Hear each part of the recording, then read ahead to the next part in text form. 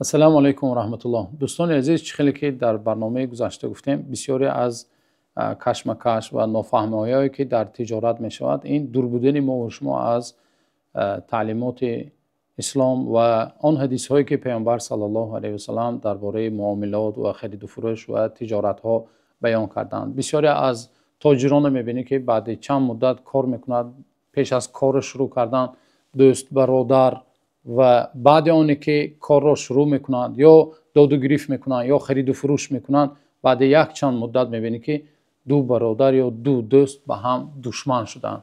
بیایید امروز هم یکی از حدیث های پیامبر صلی الله علیه و سلم را ببینیم که پیامبر صلی الله علیه و سلم برای ما و شما بعضی تجارت ها یا بعضی خرید و فروش هایی که برای ما و شما ضرر دارد و به نزاع به کشمکش برده میرساند، پیامبر صلی الله علیه و سلم ما را راهنمایی کرده، از آن منع کردند. از ابو هریره رضی الله عنه روایت شده است که پیامبر صلی الله علیه و سلم نهى عن بیع الغرر، پیامبر صلی الله علیه و سلم از خرید و فروش نامعلوم، مجهول، ناروشن منع کردند پیامبر صلی الله علیه و سلم.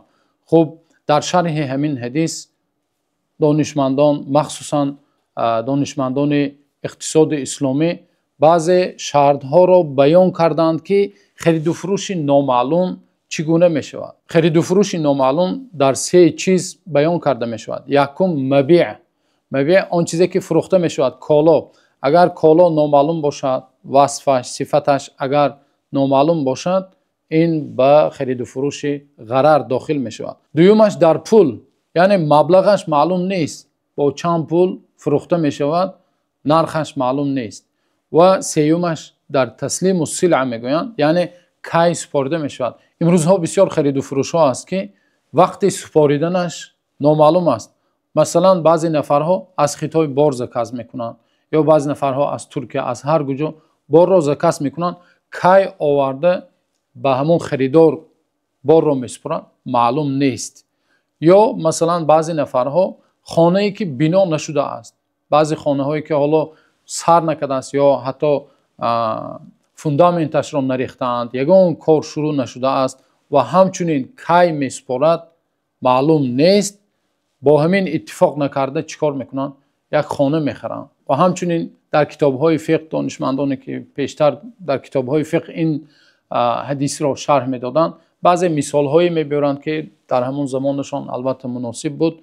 میگویند که مثلا پرنده را در هوا فروختن، حالا نگرفته است، شکار نکرده است، پرنده را در هوا فروختن، این خرید و فروش نامعلوم است. یا مثلا میگویند که ماهی را در بحر، حالا از بحر، از دریا ماهی را نگرفته میفروشند. و به مانند همین باز همچنین یک مثال میبرند، مثلا یک درخت حالا میوهش معلوم نیست آیا میوه میدهد یا میوه نمیدهد، همون را میفروشند. امروزها بسیاری از نفرها مثلا از دهات میبیایند، درختی که حالا میوهش معلوم نیست چقدر میوه میدهد میوه نمیدهد، همون درخت را بیع میکنند و میوه ها شالی معلوم نشده میخرند. اگر ما از مثال های امروزه مثال بیاریم، از داد و گرفت هایی که امروز هست، یکی از مثال هایش همین سغورته هایی که امروز هست یا به نام استراخوفکه هایی که امروز هست. ماشین را استراخوفکه میکنند، حتی بعضی نفرها هستند که جانشان را استراخوفکه میکنند، یا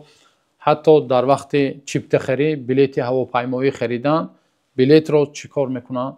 استراخوفکه میکنند. همه همین نمود سغورته های تجاری موافق همین حدیث پیامبر صلی الله علیه و سلم و با اتفاق دانشمندان حرام است. همچنین برادران عزیز، کریپتوالوتا را بعضی از اهل علم به همین خرید و فروش نامعلوم وارد کردند، زیرا اینکه بسیاری از کریپتوالوتا ها را میبینیم که امروز نرخش مثلا فلان هزار دلار، پگاه سحر میخیزی که یک بار چندین هزار دلار نرخش بلند شده است. به یگان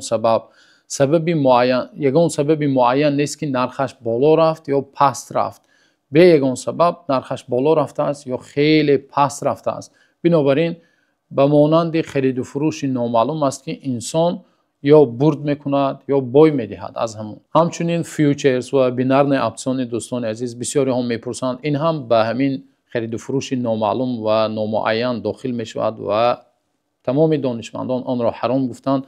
آنهایی که در بیرژه های کریپتوالوتا و بیرژه های اکسیا داد و گرفت میکنند و معامله میکنند، آنها این را خوب میدانند. فیوچرز این آینده است، به نیت میخرد که آینده نرخش بالا میشد یا پست میشد نمیدانند.